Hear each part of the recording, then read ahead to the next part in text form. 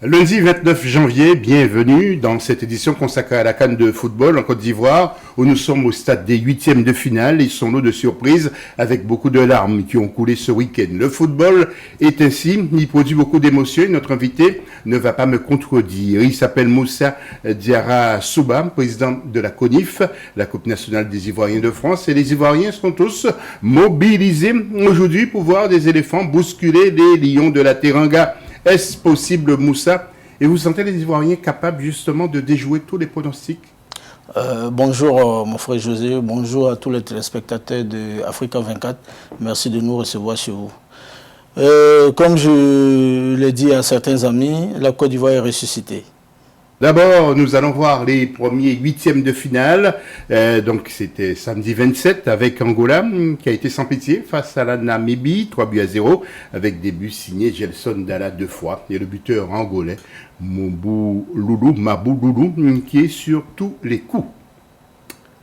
Autre match, eh bien, ce sont les Lions, les indomptables, qui étaient pourtant très confiants, ont vu leur rêve se briser face aux Super Eagles, 2-0, leurs voisins, les débuts d'Ademola Lookman.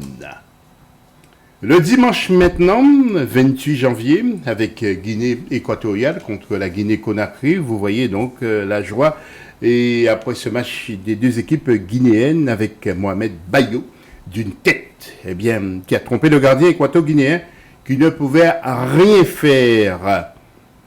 Et puis nous enchaînons avec Égypte-RDC, l'autre huitième de finale de ce dimanche, qui envoyait les Pharaons sous le papier victorieux, mais les Léopards sont restés vigilants jusqu'au bout pour ouvrir le score, grâce à Meshak Elia, et vous avez vu, ensuite ce sont les pénaltys qui ont départagé les équipes, 8 pénaltys à 7 pour la RDC. Maintenant, avant d'interroger notre invité, nous allons voir le tableau de ces premiers huitièmes de finale avec un ensemble des résultats. Vous voyez Angola, Namibie 3-0, Nigeria, Cameroun 2-0, Guinée-Conakry qui bat la Guinée équatoriale 1-0, et l'Égypte, après match nul, un but partout face à la RDC, est bien perdu sous pénalty, 8 au but face à 7. Alors, pour l'instant, nous connaissons deux premiers quarts de finale que nous allons voir donc ce vendredi 2 janvier avec à 18h, soit 17h GMT Nigeria, Angola et à 21h RDC contre Guinée-Conakry. Moussa, quelques mots sur ces premiers huitièmes de finale que vous avez vus en images. Cette CAN nous a montré qu'il n'y a pas de petites équipes. Il n'y a plus de petites équipes. Les équipes se valent et nous avons vu que tout peut arriver à tout moment pendant ces rencontres. Et la RDC qui fait tomber justement l'Égypte. La RDC a fait tomber l'Égypte. Je dirais que l'Égypte est orpheline de Mohamed Salah. Et Mohamed Salah absent, l'Égypte, ce n'est plus la même équipe. Nous allons enchaîner avec les affiches du jour, si vous voulez bien. Nous allons regarder le tableau avec tout d'abord Cap-Vert-Mauritanie. D'abord un mot sur Cap-Vert-Mauritanie et ce sont les deux surprises de cette CAN justement, Moussa. Surtout le Cap-Vert. Le Cap-Vert, je dirais que c'est une merveille. Et quand on voit ces jeunes jouer, il y a eu déjà les éditions précédentes et ils nous avaient donné de bonnes sensations. La Mauritanie me surprend. Rapidement. La Mauritanie me surprend et je ne savais pas que la Mauritanie pouvait battre l'Algérie. Le Sénégal, la Côte d'Ivoire, vous avez vu sur le tableau. Donc à l'instant, ce sera à 20h. GMT sera à 21h. Alors c'est un vrai choc en quelque sorte. La Côte d'Ivoire a de très bons joueurs, mais a eu du mal à démarrer. Le Stataire n'a pas démarré tout de suite. Justement, il y a un problème de cohésion. Et quand vous remarquez bien, l'entraîneur n'a jamais pu trouver son équipe type. Et c'est ce problème-là qu'il y a à la Côte d'Ivoire. Sinon, il y a justement, Jean-Luc Gasset que nous allons voir en image. Vous pensez qu'il est responsable? Moi, je pense qu'il est aussi responsable que les autres. C'est un ensemble, c'est un groupe, c'est une équipe.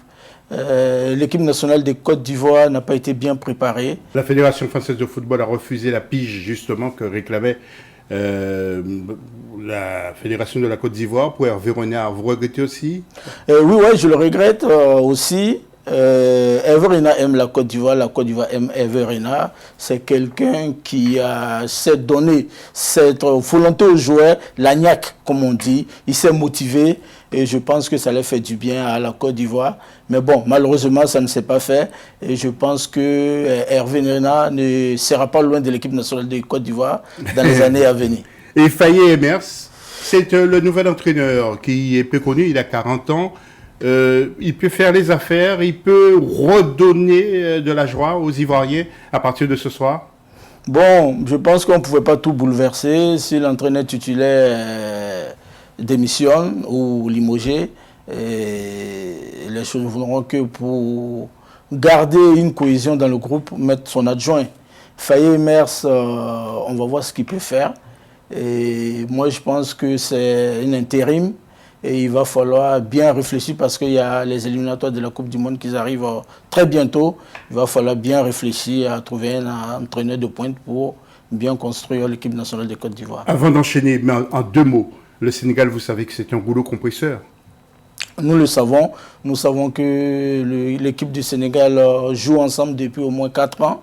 Et comme nous disons, nous avons des joueurs de qualité. Nous allons jouer sur cela. Et en même temps, nous sommes ressuscités, comme on le dit. Tout le monde nous a enterrés.